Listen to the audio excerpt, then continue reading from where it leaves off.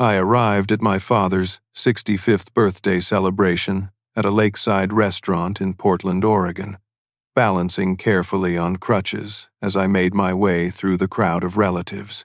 8 months had passed since the car accident that destroyed my left knee, and I was still recovering from reconstructive surgery. The autumn air carried the scent of pine and lake water, and I could hear laughter echoing from the private dining room my family had reserved. As I approached the entrance, my younger sister Dana suddenly appeared in front of me, her face twisted with contempt. Before I could say a word, she grabbed my right crutch and yanked it away with shocking force. "Stop faking it," she shouted loud enough for everyone to hear. "You're just leeching off this family." I crashed hard onto the polished wooden floor, my healing knee screaming in pain. 50 relatives turned to watch, and instead of concern, I heard laughter rippling through the crowd. Nobody moved to help me. And then I saw him standing 3 feet away, watching everything unfold. Dr. Raymond Chesterfield, my orthopedic surgeon, witnessed the entire scene. Let me back up and explain how I ended up on that floor, humiliated in front of my entire family. My name is Martin, and I'm 32 years old. I used to be the co-owner of a successful commercial landscaping company worth approximately $3 million. My father, Gerald, and I built that business from nothing over the course of 10 years, working sunrise to sunset, bleeding and sweating our way to success. But there was always a complicated dynamic in our family. My younger sister, Dana, was the golden child, the one who could do no wrong in Dad's eyes. She had his smile, his charm, his easy way with people. I had his work ethic and business sense, but somehow that never seemed to matter as much. Dana worked part-time in sales for the company, mostly handling client calls and scheduling. She was good at it when she showed up, but her commitment was inconsistent at best. Meanwhile, I managed operations, finances, crew scheduling, equipment maintenance, and major client relationships. I didn't resent the imbalance back then. I loved the work, loved building something meaningful. I thought we were all on the same team. 8 months ago, everything changed in an instant. I was driving home from a major client meeting on a rainy Tuesday evening. The meeting had gone perfectly. We had just secured a contract worth $200,000 to landscape a new corporate campus.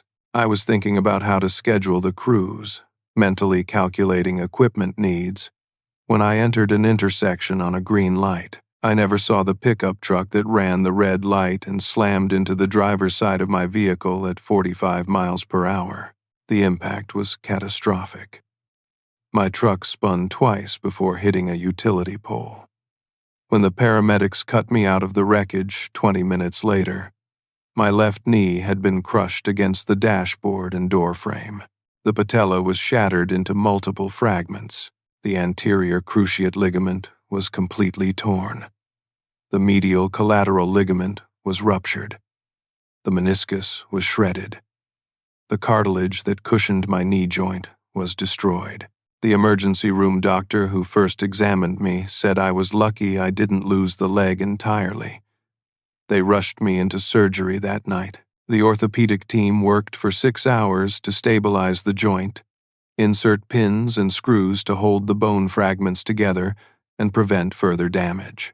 When I woke up the next morning, my entire leg was immobilized in a complex brace, and the pain was unlike anything I had ever experienced. That's when I first met Dr. Raymond Chesterfield.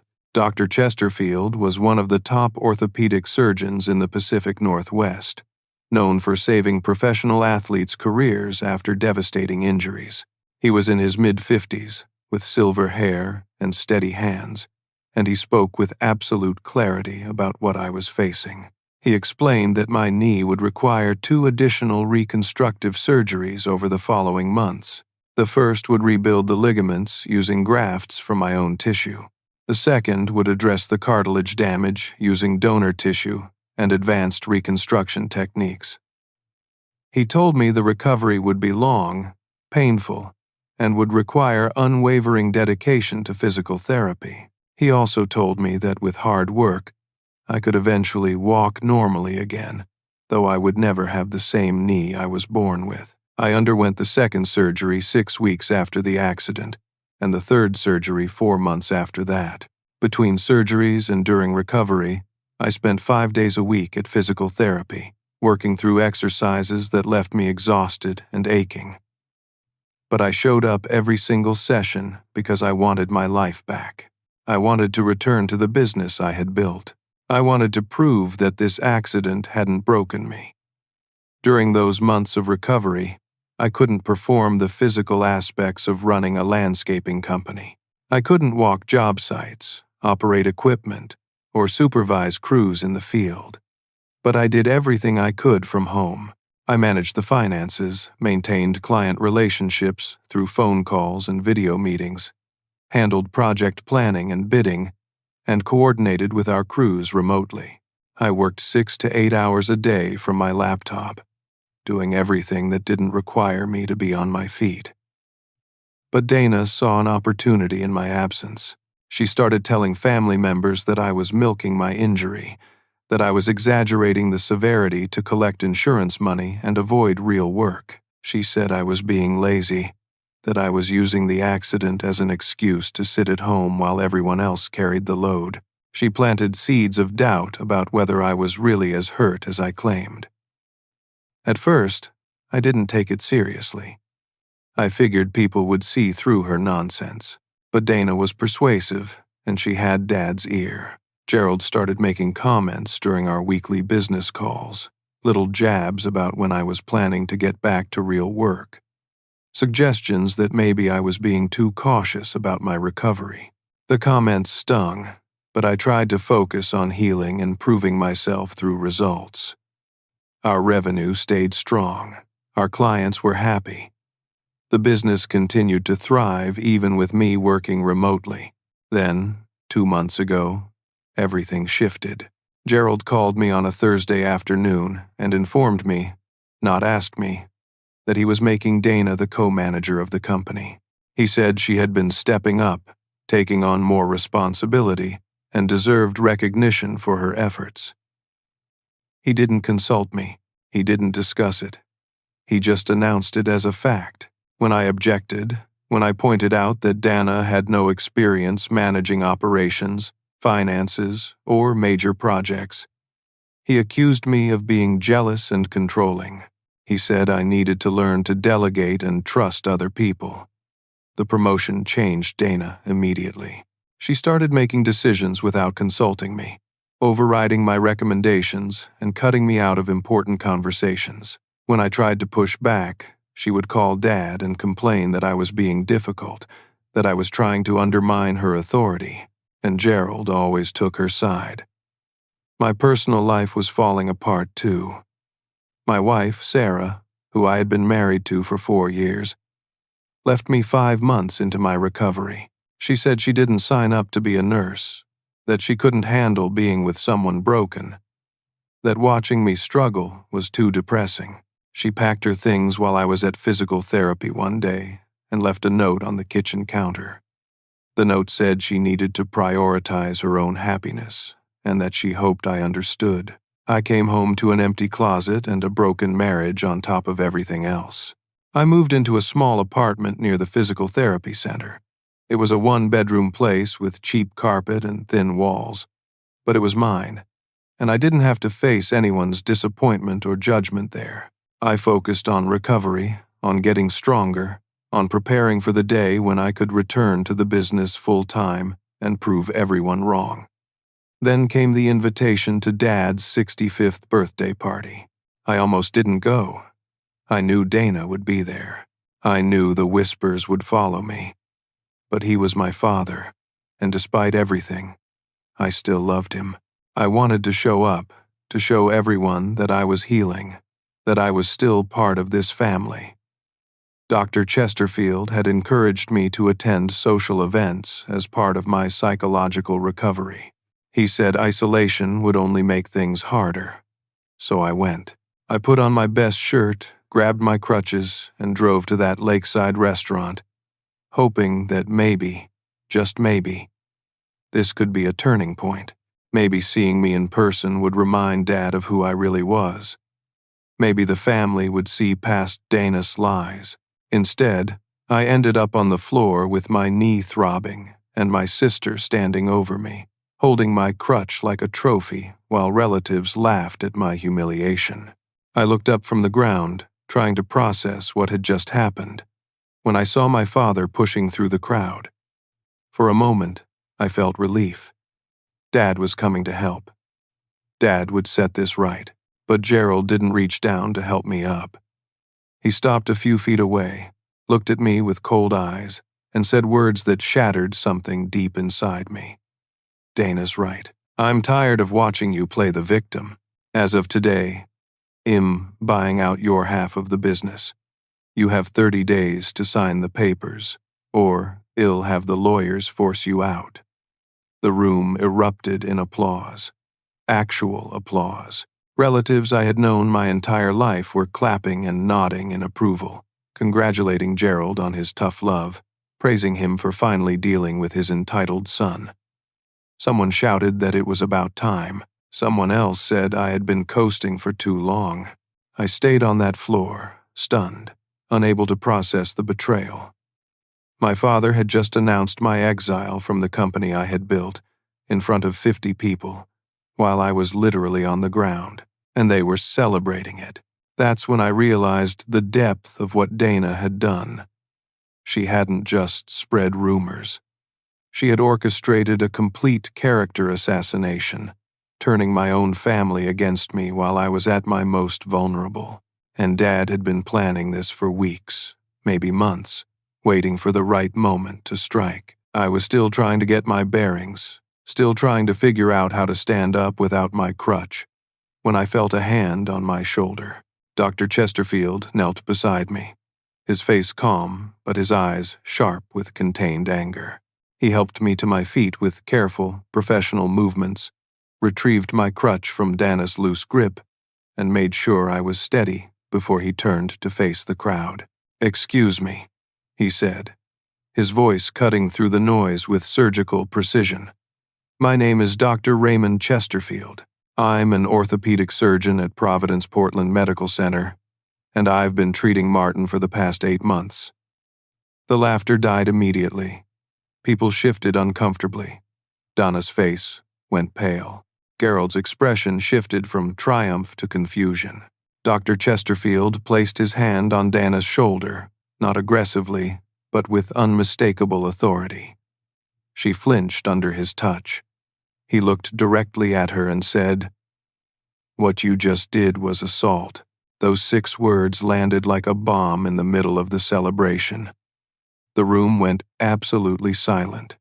You could hear the sound of water lapping against the restaurant's dock outside. The doctor continued, addressing the entire crowd now. "I want to make something very clear to everyone here. Martin suffered a catastrophic orthopedic injury 8 months ago. His knee was not sprained. It was not bruised. It was destroyed. The patella, which is the kneecap, was shattered into 7 separate fragments. The anterior cruciate ligament, which stabilizes the knee joint, was completely ruptured. The medial collateral ligament was torn. The meniscus, which acts as a cushion, was shredded beyond repair.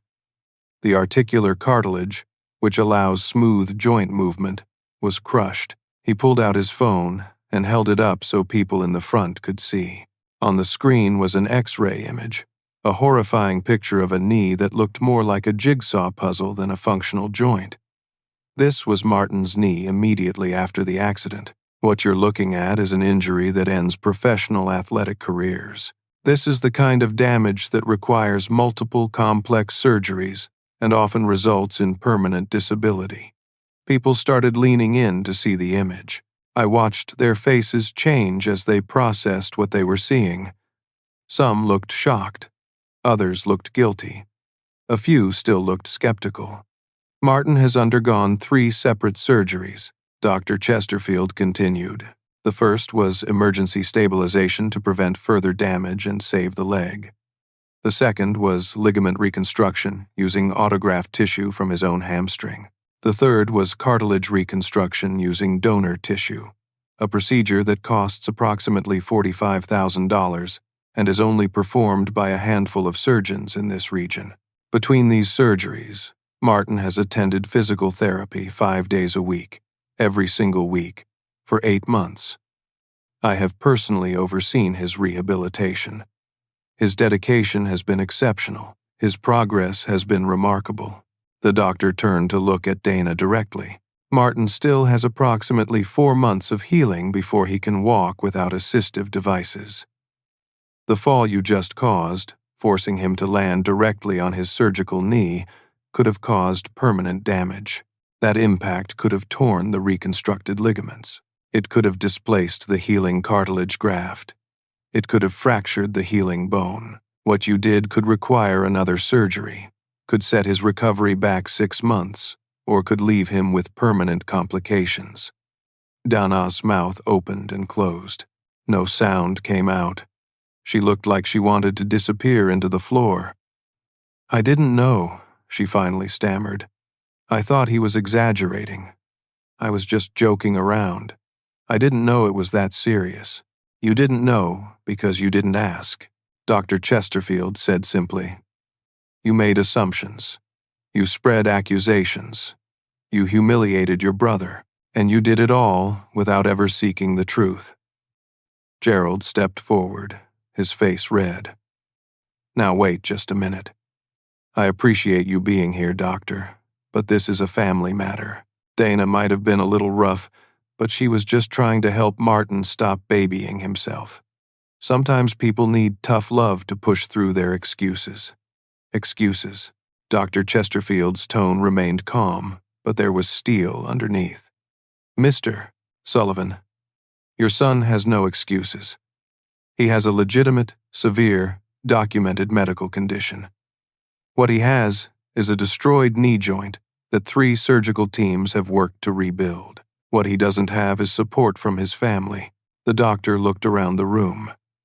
"How many of you have visited Martin during his recovery? How many have offered to help him get to medical appointments? How many have asked his doctors about his prognosis? How many have actually looked at his medical records or rehabilitation reports?" Silence. Absolute silence. I scanned the faces in the crowd. Aunt Helen looked down at her feet. Cousin Brandon stared at his drink. Uncle Thomas suddenly found the ceiling fascinating. Not one person raised their hand or spoke up. "That's what I thought," Dr. Chesterfield said quietly. "You all made judgments without information. You believed rumors without verification. And now you're applauding the decision to push an injured man out of his own business." Then the doctor said something that changed everything. "I'm not here by coincidence. By the way, Martin called me 2 days ago. He told me about this birthday party. He told me he was worried about attending because Dana had been sending him threatening messages. He showed me text messages where she promised to expose him in front of the family. He was afraid. But he came anyway because he loves you people, even though you've given him every reason not to." Dr. Chesterfield pulled up his phone again and turned to Gerald. "Would you like to see the messages your daughter has been sending to your son?" He scrolled through a series of texts and began reading them aloud. "Here is one from 4 days ago. I'm going to prove you're a fraud in front of everyone, and Dad will finally see you for the leech you are." Here is another from last week. "Enjoy your last few days as co-owner. Dad's finally seeing the truth about you." And here is one from 3 weeks ago. "Keep pretending that knee hurts. See where it gets you. I'm taking everything you built." Gerald's face went from red to white.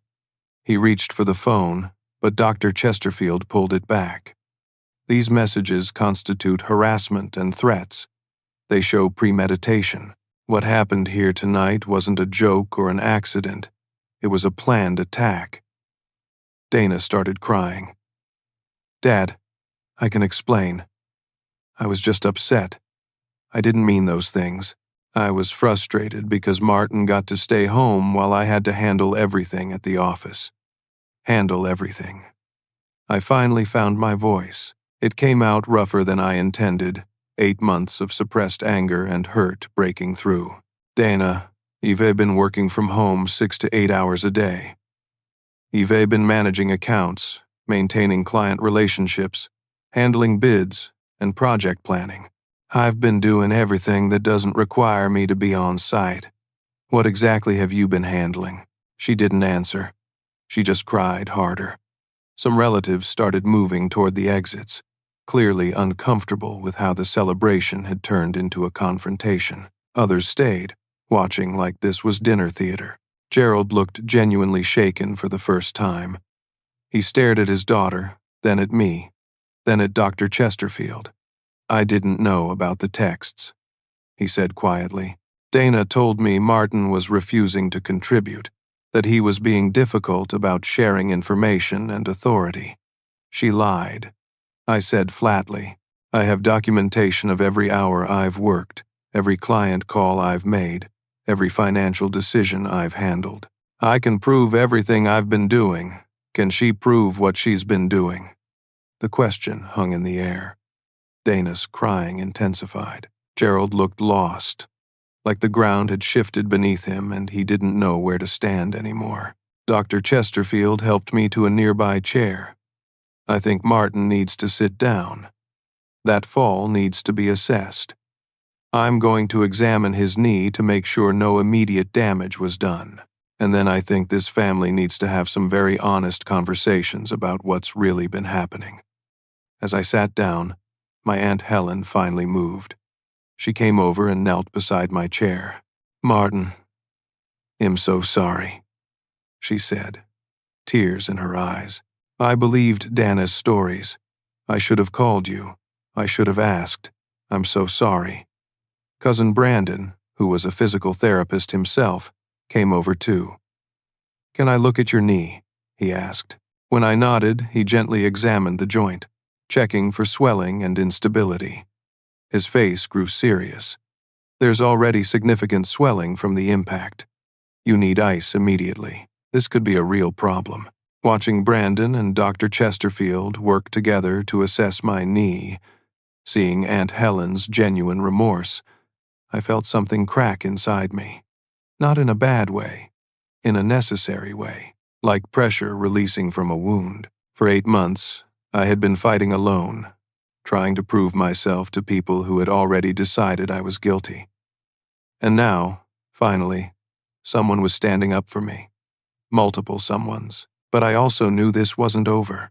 The damage Dana had done went deeper than one humiliating moment at a birthday party. The question was how deep, and whether any of it could be repaired. Looking at my father's confused face and my sister's tears, I wasn't sure I wanted it to be. Gerald pulled Dana into the restaurant's hallway for what was clearly meant to be a private conversation, but their raised voices carried back to the dining room. People pretended not to listen while straining to hear every word. I caught fragments. Gerald demanding explanations, Dana insisting she was trying to help the business, accusations flying back and forth. Aunt Helen stayed beside my chair, her hand resting gently on my arm. She was my mother's younger sister, and after Mom passed away from cancer 3 years ago, Helen had tried to stay close to our family. But Dana had gradually frozen her out, and I had been too buried in work and then too buried in recovery to maintain the relationship properly. I should have reached out more, Helen said quietly, almost to herself. Your mother would be devastated to see this. She always worried about the dynamic between you and Gerald, the way he favored Dana. She tried to balance it out, tried to make sure you knew how valued you were. After she died, I should have stepped in more. I'm sorry, Martin. It's not your fault, I said, though part of me did resent that no one had questioned Dana's version of events. Everyone made their own choices about what to believe. Brandon finished his examination of my knee and sat back on his heels. The swelling is significant. You need to elevate this. Ice it for 20 minutes, every hour for the next 24 hours. And monitor for increased pain or instability. If it gets worse, You need to go to the emergency room tonight. That fall could have caused real damage to your surgical repair." Dr. Chesterfield nodded in agreement. "I want to see you in my office on Monday for a full assessment. We may need to do another MRI to verify the grafts are intact." The thought of another MRI, another round of tests, possibly another surgery, made me feel sick. I had been so close to turning the corner in my recovery. Just last week, the physical therapist had said I was ahead of schedule, and now, because of Dana's cruelty, I might be back at square one. Other relatives began approaching, offering awkward apologies that felt hollow. Most of them had laughed when I hit the floor. Most of them had applauded when Gerald announced he was forcing me out. Now they were scrambling to distance themselves from their own behavior, to pretend they had been uncomfortable all along. I accepted their words with neutral nods, not trusting myself to speak without bitterness. Gerald and Dana returned from the hallway. Dana's makeup was ruined from crying. Gerald looked 10 years older than he had an hour ago. He walked to the center of the room and raised his hands for attention. "Everyone, please sit down. We're still going to have dinner. It's my birthday, and we're family. And we're going to act like it." The request felt absurd given everything that had happened, but people slowly moved to their assigned tables. The restaurant staff, who had been watching the drama unfold with wide eyes, hurried to serve the food. I found myself at a table with Aunt Helen, Brandon, Dr. Chesterfield, and a few cousins who looked supremely uncomfortable. Dana sat far away from me, at a table with Gerald and her husband Kyle. I had barely thought about Kyle during all of this. He was a corporate consultant, someone Dana had married 3 years ago in a lavish wedding that cost more than my first year of college. He had always struck me as slick, the kind of guy who smiled too much and whose handshakes felt calculated. Now he sat beside Dana, whispering to her, his hand on her back. Gerald stood to make a toast, his champagne glass raised but his hand shaking slightly. "To family," he said, his voice lacking its usual booming confidence. "To honesty, to working through our differences, to another year." People raised their glasses half-heartedly. The toast felt like a demand rather than a celebration. We were being ordered to pretend everything was fine, to perform normalcy for Gerald's ego. I didn't raise my glass. I just stared at the untouched plate of food in front of me, my appetite completely gone. Dinner passed in uncomfortable, near silence. People made small talk about weather and sports and anything except the elephant in the room. I picked at my salmon, forcing down a few bites because Dr. Chesterfield quietly reminded me that I needed protein for healing. He was being incredibly kind, staying for this awful meal when he could have left after examining me. I made a mental note to thank him properly later. After dessert was served, Gerald approached my table. "Martin, can we talk? Just you and me." I didn't want to talk to him. I wanted to go home, ice my knee, and process everything that had happened. But I also knew that avoiding the conversation would only postpone the inevitable. Fine. We walked out to the restaurant's deck overlooking the lake. The sun was setting, painting the water in shades of orange and pink. Under different circumstances, it would have been beautiful. Gerald leaned against the railing, not looking at me. "I owe you an apology," he started. "I didn't know about the texts. I didn't know Dana was harassing you. That's not okay. But you believed her lies," I said. "You believed I was faking my injury without ever asking my doctor. You decided to force me out of the business without discussing it with me first. You humiliated me in front of 50 people. So yeah, the texts are bad, but they're not the only problem here, Dad." Gerald flinched at the anger in my voice. "Dana showed me numbers that didn't make sense. She said revenue was down, that we were losing clients, that your remote work wasn't effective. She said you were being defensive whenever she tried to help, that you were blocking her from making necessary changes. Did you verify any of that?" I asked. Did you look at the actual financial reports? Did you talk to our clients? Did you review the project logs? He didn't answer, which was answer enough. You took her word over mine because you've always taken her word over mine, I said. Because she's your favorite. Because I remind you too much of the parts of yourself you don't like. Because it's easier to blame me than to admit Dana isn't who you want her to be. That's not fair. Gerald protested, but his voice lacked conviction. Isn't it? I turned to face him directly. When has it ever been different? When Mom was alive, she balanced things out. She made sure I knew I mattered. But since she died, you've given Donna everything. Every benefit of the doubt, every opportunity, every ounce of your attention. And you know what? I accepted it. I didn't fight for your approval because I didn't need it. I had the business. I had my work. I had proof of my value that didn't depend on you validating it.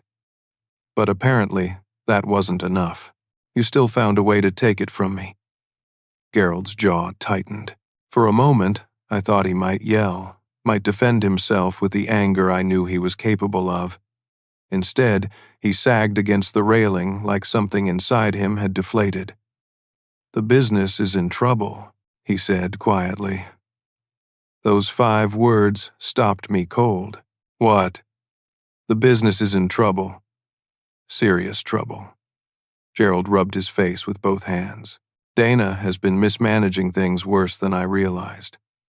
She lost the Greenfield account, which was worth $200,000 annually. She authorized equipment purchases we couldn't afford, draining our cash reserves.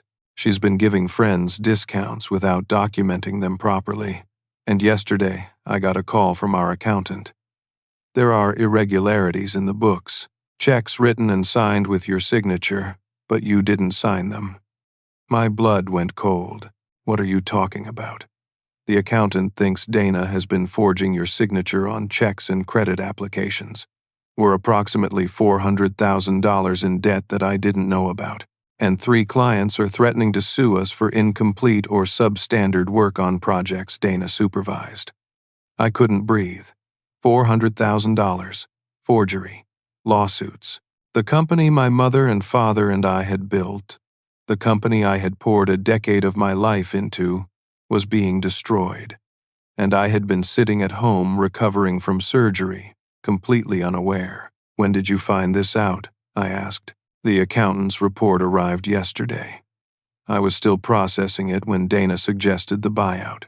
She told me if we could get some capital by buying you out, we could stabilize things and fix the problems quietly. She said you wouldn't want to come back anyway, that you were planning to leave the business once you recovered and start something new. I never said that. I never even hinted at that. I know that now, Gerald said miserably. But I believed her. I thought the buyout was the solution. Get some cash flow, give Dana full control, and let you move on with your life. I thought I was helping everyone. You thought you were helping yourself. I corrected. You thought you could solve Dana's problems by sacrificing me. Again. Gerald didn't argue. He just stood there, looking at the lake, looking anywhere but at me. Finally, he turned and met my eyes. Martin, I'm begging you, don't press charges against Dana. She made mistakes, but she's your sister. Help me save the company, please. The audacity of it took my breath away.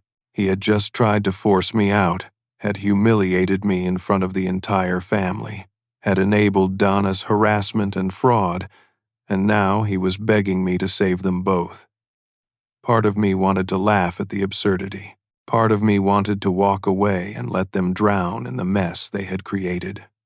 But another part of me, the part that had spent 10 years building that company from nothing, couldn't let it die without a fight.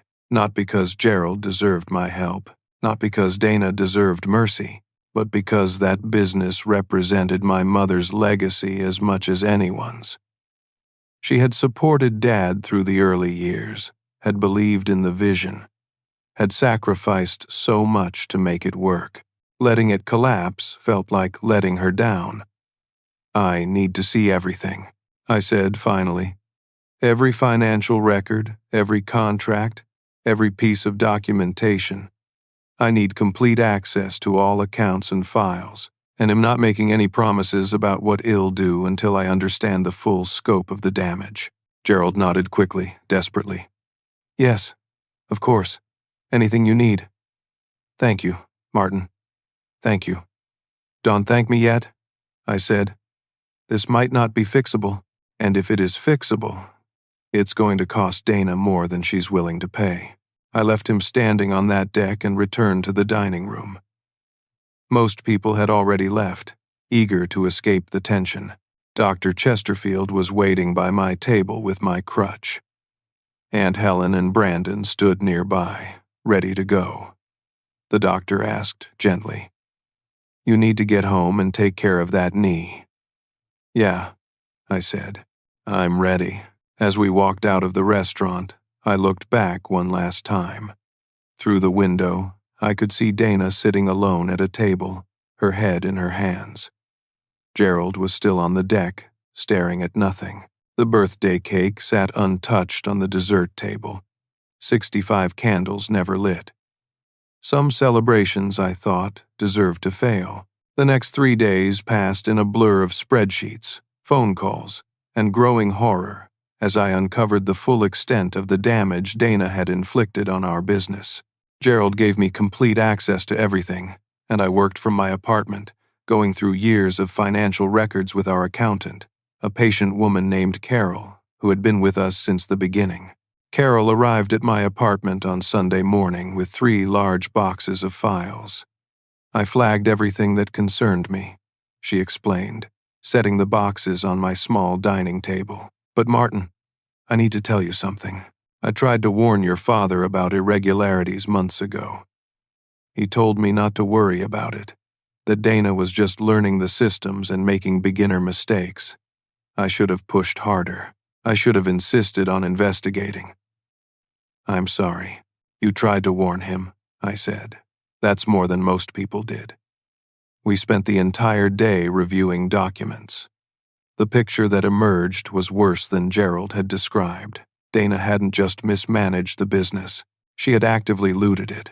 She had written herself bonus checks, totaling $60,000 over 6 months, bonuses that were never approved by the board, which technically consisted of just Gerald and me. She had purchased a boat for $28,000 on the business credit card, registering it in her personal name. She had bought jewelry, designer clothes, and even a vacation to Hawaii, all charged to company accounts. She had given her friends massive discounts on landscaping projects, reducing $20,000 contracts to $8,000 without documentation or approval. When crews complained that they couldn't complete the work properly at those prices, she had threatened to fire them. Several experienced employees had quit as a result, and the quality of work had suffered dramatically. Most damaging of all, I found evidence of forged signatures on checks, credit applications, and contract modifications. Dana had signed my name at least 30 times over the past 6 months.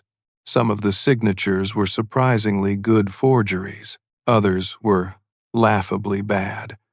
But they had all been accepted because people trusted that the paperwork was legitimate. 3 lawsuits were pending. A corporate client was suing for breach of contract after Donna's crew damaged their irrigation system and killed $15,000 worth of landscaping. A residential client was suing for negligence after a stone wall Dana's team built collapsed and destroyed a fence. A third client was suing for fraud, claiming Dana had promised services that were never delivered. Monday morning, I called our business attorney, a sharp woman named Patricia who had handled our contracts for years. I explained the situation and asked what our options were. "You need to file a police report," Patricia said immediately. "This is fraud, forgery, and embezzlement. These are felonies. If you don't report it, you become liable for the debts and damages. The business could be seized to pay judgments. You could lose everything. And if I do report it, Dana goes to jail, most likely." but the business might be able to recover. You can demonstrate to creditors and clients that this was criminal activity by a rogue employee, not company policy. You can negotiate settlements. You can rebuild trust. She's my sister. She's a criminal who destroyed your business while you were recovering from a devastating injury, Patricia said bluntly. I understand this is complicated emotionally, but legally, this is clear-cut. She committed serious crimes, and she needs to face consequences. I thanked Patricia and ended the call. Then I sat in my apartment, staring at the evidence spread across my table, trying to figure out who I wanted to be. The kind of person who protected family at any cost, or the kind of person who demanded accountability even when it hurt. My phone rang. It was Dr. Chesterfield, calling to check on my knee. I had seen him in his office that morning for the follow-up examination. The MRI showed no new damage from the fall, but the swelling and impact had set my recovery back by several weeks. How are you holding up mentally? The doctor asked. I know the medical side is my primary concern, but I've been doing this long enough to know that emotional stress affects physical healing. Honestly, I don't know, I admitted. I'm angry. I'm hurt, and am overwhelmed by the mess I'm inheriting. Are you considering going back to the business? I don't know if there's a business left to go back to. Dr. Chesterfield was quiet for a moment. Can I tell you something I learned during my own career? The most successful recoveries, whether from physical injuries or life catastrophes, come from people who give themselves permission to be strategic rather than reactive. You don't have to make every decision right now. You don't have to save everyone. You can take time to think about what you actually want your life to look like. His words settled something in me. He was right. I had been reacting, trying to solve immediate crises without stopping to consider whether I even wanted to solve them. Did I want to save a business that my father had tried to steal from me? Did I want to protect a sister who had systematically destroyed my reputation and my work? Or did I want something different entirely? Tuesday morning, I made a decision. I was going to visit the business office for the first time since my accident. I needed to see the operation in person, talk to the employees who remained, and assess whether there was anything worth salvaging. Brandon offered to drive me, knowing I still couldn't drive myself safely with my knee. We arrived at the office, a modest building on the edge of an industrial park. I had chosen this location 8 years ago, negotiating the lease myself. Walking through the front door felt surreal after so many months away. The receptionist, a young woman named Amy who had worked for us for 3 years, looked up from her desk and burst into tears when she saw me. Martin, oh my God. We thought you weren't coming back. We heard you were getting forced out. I was about to start looking for another job. I'm not going anywhere, I said, surprised by the certainty in my own voice. What's been happening here? Amy glanced around nervously, then lowered her voice. It's been awful. Dana has been impossible to work with. She plays favorites. She changes her mind constantly. She blames employees for her mistakes. Half the crew has quit. The rest of us are hanging on because we hoped you'd come back. Brandon helped me to my old office. Someone, probably Dana, had moved most of my personal items into storage boxes. My diplomas were still on the wall, but my family photos were gone. My desk cleared of everything that made it mine. It felt like being erased. I spent the next 4 hours talking to employees. The stories they told were consistent and damning. Dana had created a toxic work environment. She showed up late or not at all. She made promises to clients that the crews couldn't fulfill. She blamed workers for problems she created and took credit for anything that went right. But they also told me something I hadn't expected. They said I had been missed, not just for my management skills, but for how I treated people. Multiple employees mentioned times I had covered for them when they had family emergencies, or how I had fought to get them better pay and equipment. They said the business felt like a team when I was running it. and like a dictatorship under Dana. Their words reminded me why I had loved this work in the first place. It wasn't about the money or the prestige. It was about building something meaningful with people I respected, creating beautiful spaces that improved people's lives, and proving that honest work could succeed. I was reviewing crew schedules when Amy knocked on my office door. "Martin, there's someone here to see you. She says it's important." A woman I didn't recognize entered my office. She was in her mid-30s, professionally dressed, with dark hair pulled into a neat bun. "Mr. Sullivan, my name is Jennifer Torres. I'm an investigator with the Oregon State Bar Association. I need to speak with you about some financial irregularities related to your business." My stomach dropped. "What kind of irregularities?" "We've received complaints from 3 separate clients about fraud and misrepresentation. We're investigating whether your business engaged in deceptive practices. I understand you've been dealing with a medical situation, but as co-owner, you're legally responsible for the company's actions." I explained my injury, my absence, and what I had discovered about Dana's activities. Jennifer listened carefully, taking notes. When I finished, she said something that confused me. "I see. That aligns with some of our findings. But Mr. Sullivan, there's another dimension to this investigation. We've also been looking into possible collusion between your company and an outside consultant, someone named Kyle Henderson." "Kyle, Dana's husband. What kind of collusion?" "Mr. Henderson has been billing your company for consulting services at extremely high rates. Over the past 6 months, your business has paid his consulting firm approximately $150,000, but there's no documentation of what services he actually provided. No reports, no deliverables, no meeting notes. It appears to be a ghost contract." I felt like I had been punched in the chest. Kyle had been stealing from the business too. This wasn't just Dana acting alone. "This was coordinated fraud by my sister and her husband," Jennifer continued. "We also have security footage from your office that was provided by a former employee who was concerned about what he witnessed. The footage shows Mr. Henderson and a woman matching your ex-wife's description meeting in your office after hours on multiple occasions. The interactions appear to be of a personal nature." She pulled out a tablet and showed me video clips. There was Kyle, sitting at my desk, and there was Sarah, my ex-wife, leaning against the desk, laughing at something he said. In another clip, they were kissing. In another, they were reviewing documents together, clearly strategizing about something. My hands started shaking. Sarah and Kyle, my ex-wife and my sister's husband, having an affair, meeting in my office, and based on the dates on the footage, this had been going on for over a year, starting long before my accident.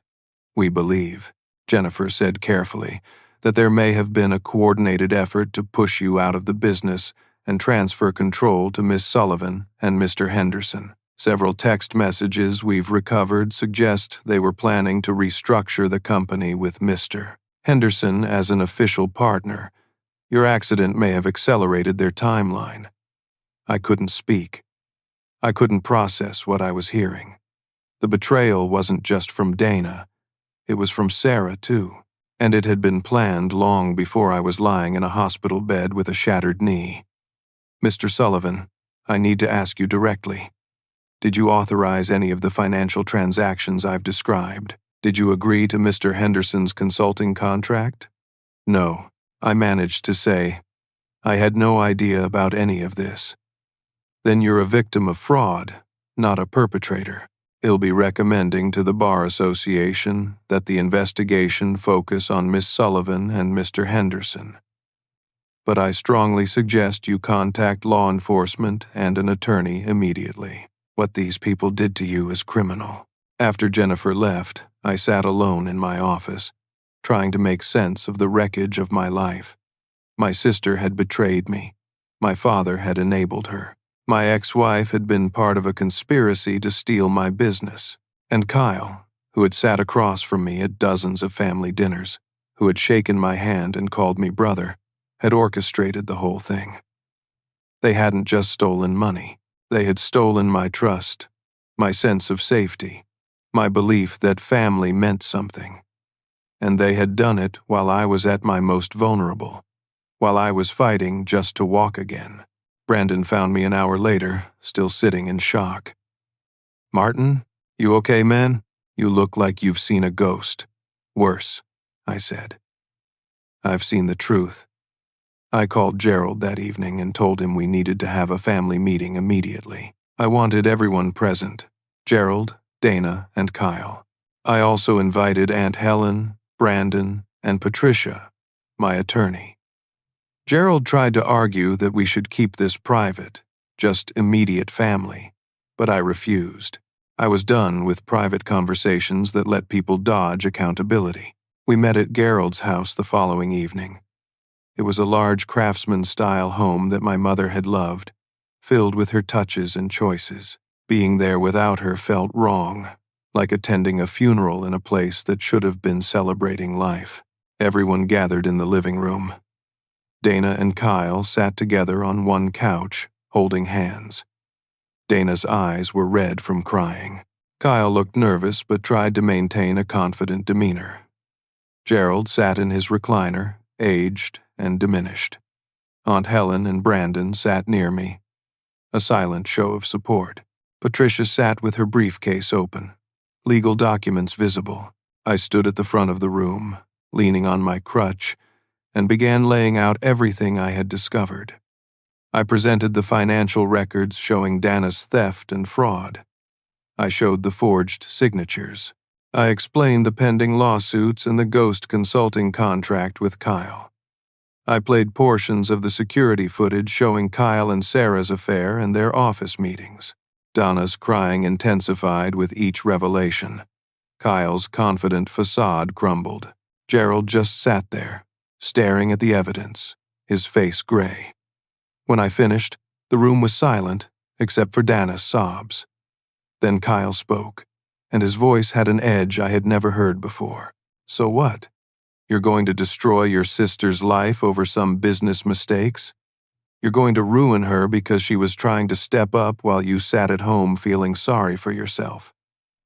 "Business mistakes." Brandon stood up, his voice incredulous. "She committed multiple felonies. She stole hundreds of thousands of dollars. She forged her brother's signature. That's not mistakes, that's crimes. She was under pressure." Kyle shot back. Gerald was breathing down her neck to perform, to prove herself. "She made some bad judgment calls, but she was trying to save the company from Martin's incompetence. My incompetence. I felt my anger rising. I built that company. I maintained it even from a hospital bed. What exactly have you contributed besides theft and adultery?" Kyle's face flushed. "You have no proof of any affair. I have video of you kissing my ex-wife in my office. I have security footage of you meeting her after hours dozens of times.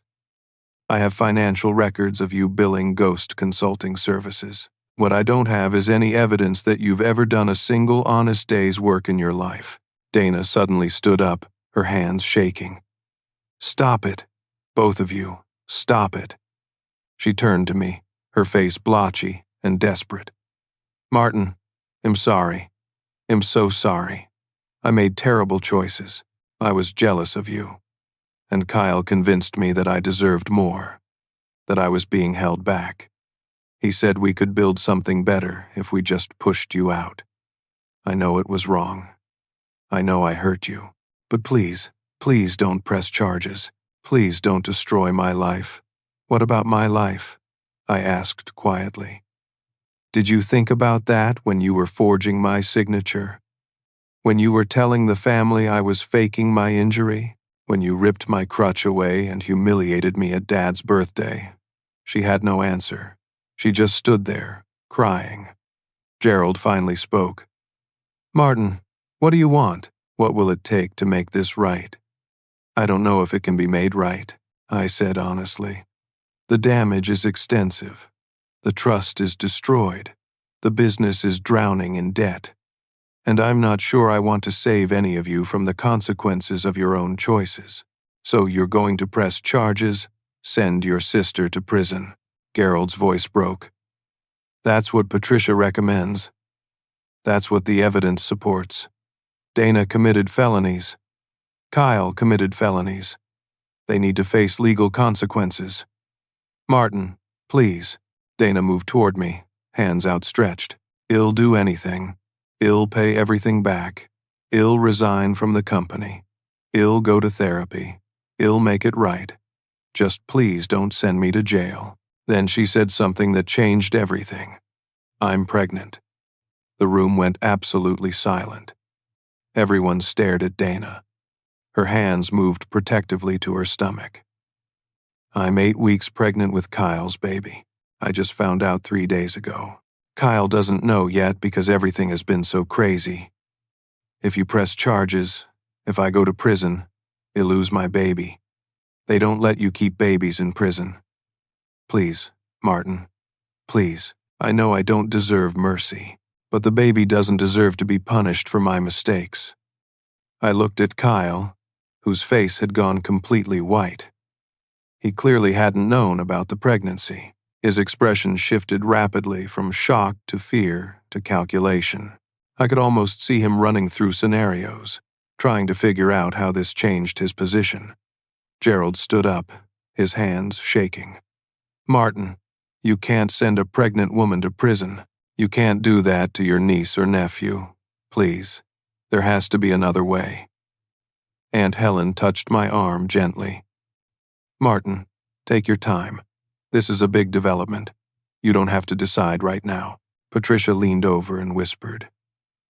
Pregnancy doesn't eliminate criminal liability. It may affect sentencing, but she still committed crimes. Don't let this manipulate you. But I wasn't thinking about legal liability. I was thinking about a baby who hadn't asked to be born into this disaster. A child who would bear the consequences of Dana's choices before they even took their first breath. My phone rang. The caller ID showed it was my attorney's office. I stepped into the hallway to take the call. It was Jennifer Torres, the investigator.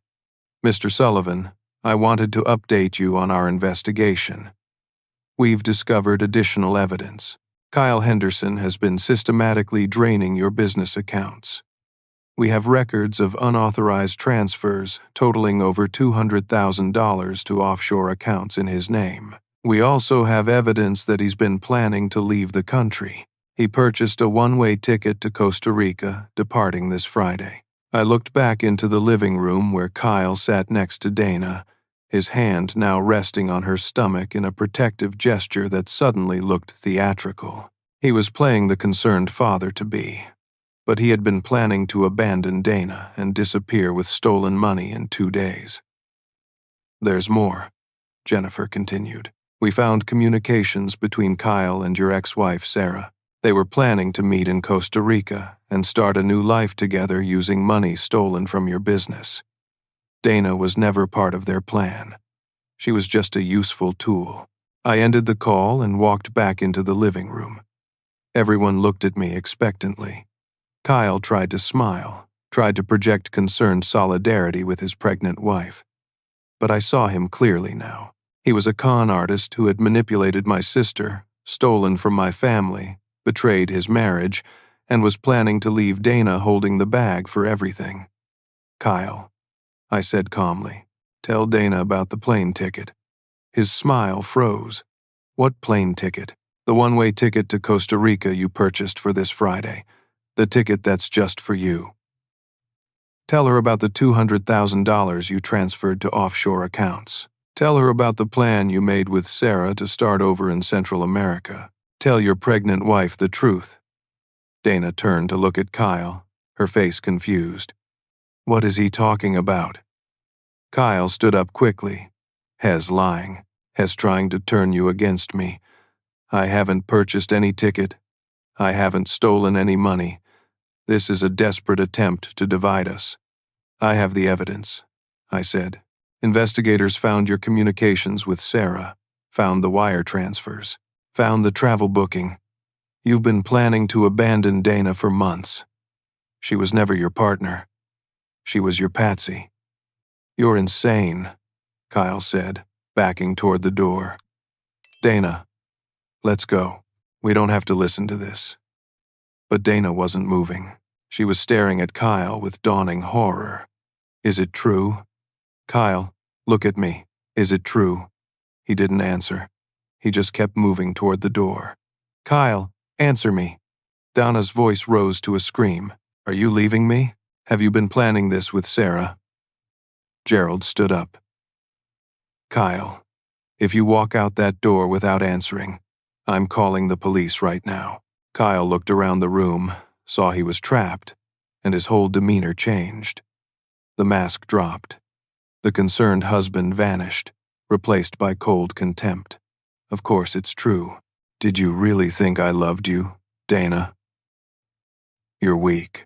You're incompetent. The only useful thing about you was your access to the business. Sarah and I have been together for 2 years. We were building a future while you and Martin played house, but Martin's accident gave us an opportunity to accelerate our timeline. We convinced you to push him out, to take control, to make moves that would generate quick cash we could steal. You did exactly what we wanted, and you were too stupid to realize you were being used. Donna's legs gave out. She collapsed onto the couch, her hands wrapped around her stomach, sobbing uncontrollably. Gerald looked like he might have a heart attack. Aunt Helen rushed to Dana's side. Kyle pointed at me. And you self-righteous martyr. You think you're so much better than everyone else. You think your honesty and hard work make you special. But you're just a cripple with a failed marriage and a dying business. Sarah left you because you're boring. Dana betrayed you because you're sanctimonious. And I stole from you because you made it easy. He walked to the door, then turned back one last time. Good luck fixing this mess. He'll be on a beach in Costa Rica while you're all drowning in debt and legal problems. And Sarah will be right there with me, finally free of this pathetic family. He left. The door slammed behind him. For a long moment, nobody moved. Then Dana started screaming, a raw, animal sound of pain and betrayal that seemed to go on forever. Aunt Helen held her while she broke apart, stroking her hair, whispering soothing words that couldn't possibly help. My phone rang again. Jennifer Torres. Mr. Sullivan, don't let Kyle Henderson leave. We have warrants being issued right now. Local police are being notified. If he tries to flee, he'll be arrested. He just left my father's house. Has probably heading home to grab his passport and leave tonight instead of Friday. I'll alert the authorities immediately. They'll intercept him. Thank you. I looked at Patricia. What happens now? Now we pursue charges against both of them. Kyle for embezzlement, wire fraud, and conspiracy. Sarah as an accomplice. And Dana. Patricia looked at the sobbing woman on the couch. Dana for fraud, forgery, and theft. Her pregnancy may affect sentencing, but she's still going to face serious consequences. Aunt Helen held her while she broke apart, stroking her hair, whispering soothing words that couldn't possibly help. My phone rang again. Jennifer Torres. Mr. Sullivan, don't let Kyle Henderson leave. We have warrants being issued right now. Local police are being notified. If he tries to flee, he'll be arrested. He just left my father's house. Has probably heading home to grab his passport and leave tonight instead of Friday. I'll alert the authorities immediately. They'll intercept him. Thank you. I looked at Patricia. What happens now? Now we pursue charges against both of them. Kyle for embezzlement, wire fraud, and conspiracy. Sarah as an accomplice. And Dana. Patricia looked at the sobbing woman on the couch. Dana for fraud, forgery, and theft. Her pregnancy may affect sentencing, but she's still going to face serious consequences. I spoke with Patricia about the full range of legal options available. On the third day, I drafted a proposal. It was detailed, specific, and non-negotiable. I called another family meeting, but this time I invited only Gerald, Dana, and Aunt Helen. Kyle had been arrested trying to board an early flight to Costa Rica and was currently in custody. Sarah had been questioned and was cooperating with investigators to reduce her own charges. We met in Patricia's conference room rather than at someone's home. I wanted this to feel formal, legal, and binding. Patricia sat beside me with copies of the proposal. Gerald and Dana sat across the table, both looking exhausted and defeated. I slid copies of the document across the table. These are my terms. They're non-negotiable. You either accept them in full, or I pursue maximum criminal and civil penalties against everyone involved. Donna's hands shook as she picked up the document. Gerald put on his reading glasses and began reviewing it carefully. Donna, I began, you will resign from the company immediately and permanently. You will never work in any financial or management capacity for any business I'm associated with. You will complete a certified accounting program at a community college to learn proper business practices. You will attend mandatory therapy to address the jealousy, entitlement, and manipulative behaviors that led to this situation. You will not face criminal charges if and only if you cooperate fully with restitution and agree to a structured repayment plan for the money you stole. That repayment plan will come from your future income, not from family resources. You're going to work, earn money, and pay back what you took. Dana was crying, but she nodded. Okay. Yes, you'll do all of that. Your share of any future family inheritance will be held in trust for your child, managed by an independent trustee until the child turns 21. You won't have access to that money. It's for your baby's future, not for you to squander. That's fair, she whispered. I turned to Gerald. Dad, you will transfer 60% ownership of the company to me. You'll retain 40%, but I will have majority control and final decision-making authority. You will publicly acknowledge, in front of all employees and in writing to all clients, that you showed favoritism to Dana that damaged the business and damaged me. You will commit to family therapy to address the dysfunctional patterns that led to this catastrophe, and you will never, ever again make major business decisions without my consultation and approval. Gerald's jaw tightened. This was hitting his ego hard, but after a long moment, he nodded. I agree. Kyle and Sarah will be sued for maximum damages. Every penny we recover from them goes toward paying down business debt and compensating clients. I want them to face full legal consequences for what they did. Patricia made a note. Already in process. Between the embezzlement charges and the civil suits, they're both looking at significant prison time and complete financial ruin. Good, I said, and I meant it. I could forgive Dana, who had been manipulated and was facing the consequences of her own choices. But Kyle and Sarah had been calculatingly cruel. They deserved everything they got. Finally, I continued, I'm returning as CEO of the company. He'll rebuild it my way. Dad, you'll still be involved, but in an advisory capacity only. In bringing in new management systems, new accountability measures, and a new culture. This company is going to survive, but it's going to be different. Better. I looked at both of them.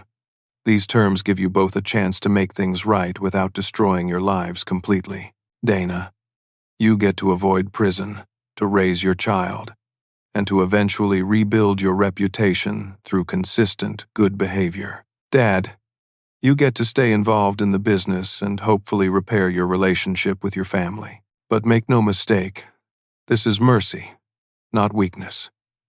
If either of you violates any part of this agreement, I will pursue every legal remedy available. Do you understand? Yes, Dana said immediately. Gerald took longer. His pride was warring with his desperation. Finally, he said quietly, I understand. And Martin, thank you. You're showing me more grace than I deserve. I'm showing you the grace Mom would have wanted me to show, I corrected. I'm doing this for her memory, not for you. You're going to have to earn back my trust and respect. That's going to take years, if it happens at all. We signed the documents that afternoon. Patricia witnessed everything and filed the paperwork immediately. Gerald transferred ownership that day, signed documents committing to therapy, and wrote a letter to all employees taking responsibility for the company's problems. Dana resigned formally, enrolled in community college classes starting the following week, and found a therapist who specialized in family dynamics and behavioral change. Aunt Helen offered to let Dana live in her basement apartment rent-free while she got on her feet, with the understanding that Dana would contribute to household expenses once she started working. As I was leaving Patricia's office, Gerald stopped me on the steps. He looked old, broken, and more vulnerable than I had ever seen him. "Martin, wait, please." I turned. "What is it, Dad?" "I need to tell you something. Something I've never told anyone. Not even your mother." He sat down heavily on the steps, and I sat beside him, my knee grateful for the rest. "You remind me of who I was when I was your age," he began. "Ambitious, capable, independent. I built the company from nothing, just like you helped me grow it into something real. But Dana..." He paused, struggling with the words. "Dana reminds me of my father." I stayed quiet, letting him continue. My dad was charming. Everyone loved him. He had big ideas and bigger promises, but he was irresponsible with money, couldn't hold down a job, needed constant supervision and bailouts.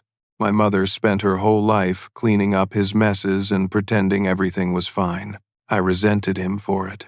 I resented her for enabling him, and I promised myself I would never be like him. Gerald looked at me with tears in his eyes. But when I look at Dana, I see my father. The charm without substance. The grand ideas without follow-through. The constant need for validation and support. And instead of holding her accountable like I should have, I tried to save her from herself. I gave her chances she didn't earn. I made excuses for her failures. I became my mother, enabling dysfunction because I was afraid of admitting my child might have serious problems. He took a shaky breath. "And you're everything I wanted to be, but was afraid I wasn't. You're competent and ethical and strong. You don't need me, and that terrifies me, Martin. It makes me feel unnecessary, irrelevant. So I pushed you away. I criticized you. I diminished your accomplishments, not because you weren't good enough, but because you were too good, and it made me feel small." I sat there, processing this confession. My father's cruelty hadn't been about me at all. It had been about his own unresolved trauma, his own fears and insecurities projected onto his children. "I'm not asking for forgiveness," Gerald continued. "I don't deserve it, but I want you to know that I see what I did. I see how I hurt you, and am going to spend whatever time I have left trying to be better. Not for the business, not for appearances, but because you're my son and I love you. And I've done a terrible job of showing it. For the first time in years, my father looked fully human to me. Not a disappointment or an adversary, but a damaged person who had damaged others, finally facing the truth of what he had done. Dad, I said quietly, I can't fix your relationship with your father. I can't erase your childhood wounds. But I can tell you this. I'm not going to keep paying the price for pain that isn't mine. You hurt me. You enabled Dana's abuse. You tried to steal my business. Those are facts, but I'm choosing not to let those facts define the rest of my life. I'm choosing to move forward, to rebuild, and to become someone I'm proud of, regardless of whether you ever become the father I needed. I stood up, steadying myself on my crutch. That doesn't mean we can't have a relationship. It means we're starting over from scratch. You want to be in my life? Prove it through consistent action over time. Show up to therapy. Honor our agreement. Treat me with respect. And maybe, eventually, Well, build something real. But it's going to be on my terms this time, not yours. Gerald nodded, wiping his eyes. That's fair. That's more than fair. I left him sitting on those steps and drove home to my small apartment. It wasn't much, but it was mine, and for the first time in months, I felt like I could breathe there. I had made my choice, not revenge, not blind forgiveness, but something in between. Accountability with mercy, justice with hope. I didn't know if Dana would follow through on her commitments. I didn't know if Gerald would actually change. I didn't know if the business could be saved, but I knew I had stood up for myself with integrity, and that was enough. 6 months passed like a season changing, slow, and then all at once. My knee healed fully. Dr. Chesterfield cleared me for normal activities in early spring, and I celebrated by taking a solo hiking trip to Crater Lake, something I had dreamed about during those long, painful nights of recovery. Standing at the rim of that ancient volcanic crater, looking down at water so blue it seemed unreal, I felt something shift inside me. I wasn't the same man who had been broken by an accident and betrayed by his family. I was someone new, forged in pain, but not defined by it. The business recovered more slowly than my knee, but it recovered. I implemented new management systems and transparency measures. Every financial transaction required dual authorization. Every major decision went through a formal approval process. I hired an independent auditor to review our books quarterly. I created an employee ownership program, giving our long-term crew members actual stake in the company's success. 3 of our major clients came back after I personally met with them, apologized for the failures under Dana's management, and presented detailed plans for how we would make things right. We completed remedial work at cost, absorbed losses we couldn't afford, and slowly rebuilt trust through consistent performance. The lawsuits were settled for reasonable amounts that hurt but didn't destroy us. The debt that had seemed insurmountable was down to $150,000 by summer. We were hiring again. Employees who had quit under Donna's reign were returning. The company culture transformed from toxic to collaborative. People smiled in the office. They brought their problems to me instead of hiding them. They took pride in their work again. Dana gave birth to a healthy baby girl in June. She named her Grace, which felt appropriate for a child born into such complicated circumstances. Dana sent me photos monthly with letters attached, each one containing another apology, another update on her progress. She had completed 2 semesters at community college with a 3.8 grade point average. She was working part-time as a bookkeeper for a small nonprofit, learning proper accounting practices while slowly paying back what she had stolen. She was attending therapy every week and living in Aunt Helen's basement apartment, learning how to be responsible for the first time in her life. I didn't respond to her letters often. Healing doesn't follow a schedule, and I wasn't ready to be close to her again. But I didn't block her either. I kept the photos of Grace in a folder on my phone. She was innocent in all this, and someday, when she was old enough to understand, I wanted to be able to tell her that I tried to do the right thing. Kyle and Sarah's legal troubles were extensive and satisfying.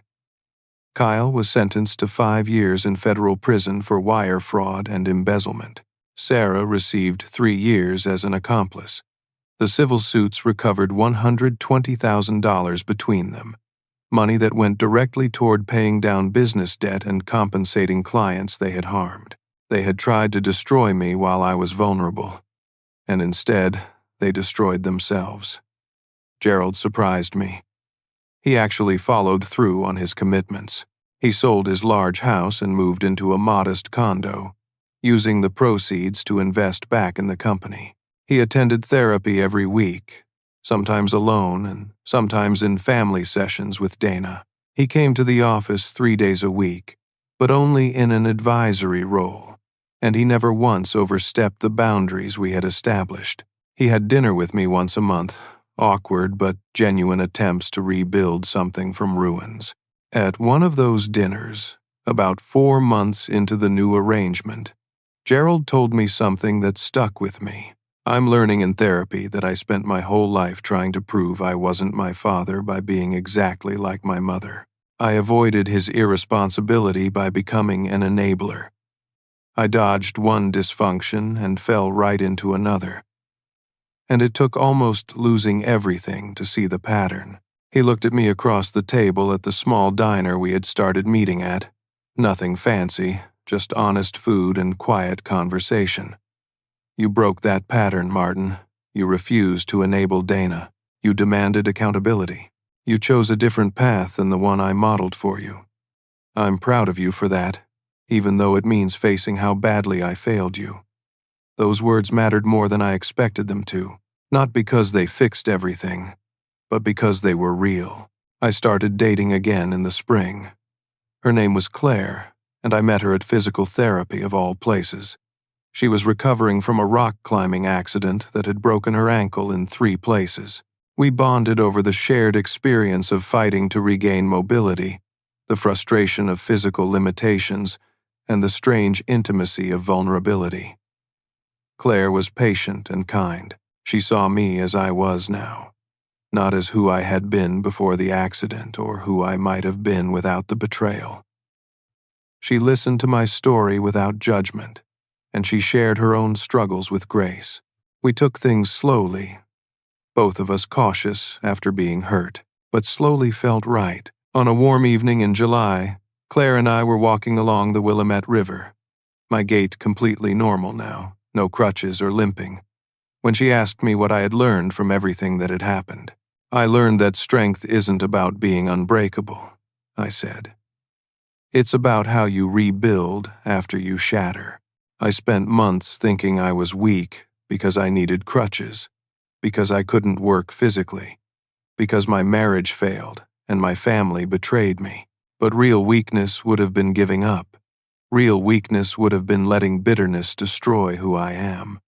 What else? She asked, genuinely curious. I learned that family isn't about blood loyalty at any cost. It's about mutual respect, accountability, and the courage to break toxic cycles. I used to think that being a good son or a good brother meant accepting whatever treatment I received and not making waves. But that's not family. That's codependency. Real family requires honesty, even when honesty is painful. We stopped on a bridge, watching the sunset paint the water in shades of amber and rose. I also learned that sometimes the greatest revenge is refusing to become bitter. Kyle wanted me broken. Dana wanted me out of the way. They wanted me to react with equal cruelty, to prove I was as small as they were. But I chose to become better instead of just striking back. And that choice saved me as much as it saved them. Claire leaned her head on my shoulder. You're a good man, Martin. I'm a man who made a choice. I corrected. The same choice is available to anyone. It's just really hard to make when you're drowning in pain. The next month, I returned to the same lakeside restaurant for Gerald's 66th birthday. 1 year had passed since Dana had ripped away my crutch and Gerald had announced my exile. The gathering this year was smaller, quieter, more intimate. Dana wasn't there. She sent a card with a photo of Grace. But Aunt Helen came, and Brandon, and a few close family members who had stood by me. Dr. Chesterfield was there too. He and I had become genuine friends over the months of recovery. He brought his wife, and we sat together at a table by the window overlooking the lake.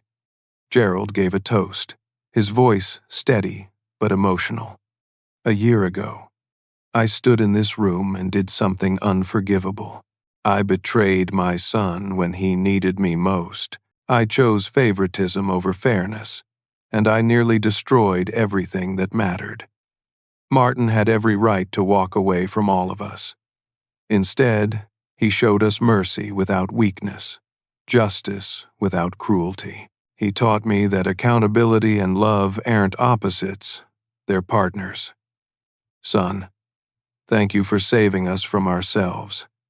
Thank you for showing me what real strength looks like." People raised their glasses, but this time, the toast felt earned rather than performed. I stood without crutches, steady on both legs, and looked around the room at people who had learned hard lessons alongside me. Later, as Dr. Chesterfield and I stood on the same deck where Gerald and I had talked a year ago, he said something that stayed with me.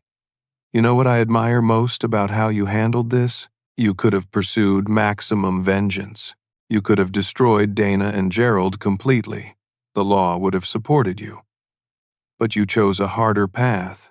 You chose to hold people accountable while still giving them a chance to change. That takes more courage than simple revenge ever could." I didn't feel courageous, I admitted. Most days, I felt scared and angry and lost. "Courage isn't the absence of fear," he said. "It's moving forward despite the fear. You did that, and look at what you built from the wreckage." I looked out at the lake, at the same water that had reflected my humiliation a year ago. Now it reflected something different. A man who had learned that being knocked down isn't failure. Staying down is failure. Getting back up, even when it hurts, even when you're scared, even when the people who should help you are the ones who pushed you. That's victory. I realized something standing there. The accident hadn't destroyed my life. It had forced me to discover what my life was actually built on. Before the crash, I had defined myself by my work, my marriage, my father's approval. When all of that was stripped away, I found out who I really was underneath. I was someone with integrity, with resilience, with the capacity to choose mercy without surrendering justice. I was someone who could stand alone if necessary, but who still believed in second chances when they were genuinely earned. The people who had tried to make me smaller had done so because they felt small themselves. Gerald's favoritism came from his unhealed childhood wounds. Donna's jealousy came from her own insecurity and lack of purpose. Kyle's cruelty came from his emptiness masquerading as confidence. Sarah's betrayal came from her inability to handle anything that required sacrifice or depth. None of their brokenness was my responsibility to fix, but I could choose not to let their brokenness break me too. I could choose to stand up for myself while still leaving room for redemption, not for their sake, but for mine, because carrying hatred is exhausting, and I had spent too many months exhausted already. As the party wound down, Gerald approached me one last time. "Martin, I know I say this every time we talk, but I need you to hear it again. I'm sorry. I'm sorry for all of it, and I'm grateful you gave me a chance to be better." "Keep being better," I said. "That's all I ask. Show up, do the work, honor your commitments. And maybe someday, we'll build something neither of us could have imagined." Driving home that night, Claire beside me in the passenger seat, I felt something I hadn't felt in over a year. Peace. Not because everything was fixed. Dana still had years of repayment and growth ahead of her. Gerald still had years of therapy and rebuilding trust. And I still had moments when the betrayal stung fresh and sharp. But because I had stood at a crossroads and chosen the path that let me sleep at night, I had chosen to fight back not with destruction, but with principled resilience. I had chosen justice without vengeance. I had chosen to protect my own dignity while still leaving room for others to find theirs. And in doing so, I had discovered that true strength isn't about being unbreakable. It's about knowing how to rebuild after you shatter, and choosing who you want to be when the rebuilding is done. Grace's photo was still on my phone. Someday, when she was old enough, I would tell her this story. I would tell her that her mother made terrible mistakes but faced them with courage, that her grandfather enabled dysfunction but learned to change, that her uncle was hurt deeply but chose not to perpetuate the cycle of pain. And I would tell her the most important lesson of all. When people try to knock you down, the most powerful thing you can do isn't to strike back harder. It's to stand back up with your integrity intact and walk forward into a life you're proud of. That's what victory looks like. Not perfection, not revenge, just the quiet strength of choosing better, even when choosing better is the hardest thing you've ever done. So let me ask you something. Have you ever been in a situation where standing up for yourself meant risking relationships with people you loved? How did you handle it? Did you choose justice or mercy? Or did you find a way to balance both? I'd love to hear your story in the comments below. If this story resonated with you, if it made you think about forgiveness and accountability in a new way, please hit that like button. It helps more people find these stories and reminds us all that we're not alone in facing difficult family dynamics.